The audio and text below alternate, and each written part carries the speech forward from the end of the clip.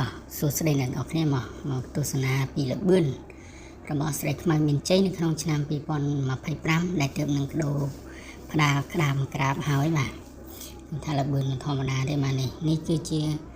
ទូងស្រីខ្មៅមានជ័យស្ថិតនៅក្នុងវត្តត្រាលឃុំកំពង់វល់ស្រុកពារាំងខេត្តព្រៃវែងយើងណានឹងការពេលមុនប្រជុំបាទចូលទស្សនាអ្នកគ្នានេះអូល្បឿនអស្ចារ្យមិនស្ដាយតែពេលថ្ងៃប្រជុំនៅមុខវត្តបាក់ក្តារក្រាបបាទនេះគឺស្រីខ្មៅមានជ័យប្រកួតជាមួយនឹងស្រីសបានជ័យបារមីវត្តតាដូងបាទស្រីខ្មៅមានជ័យស្ថិតខាងក្នុងស្រីសបានជ័យបារមីវត្តតាដូងស្ថិតខាងក្រៅបាទឃើញថាល្បឿនរបស់ស្រីខ្មៅមានជ័យគឺអស្ចារ្យហ្មងបាទក៏ចំណោះយើងក៏ខ្លាំងណាស់បាទចំណោះស្រីខ្មៅមិនធម្មតាទេបាទ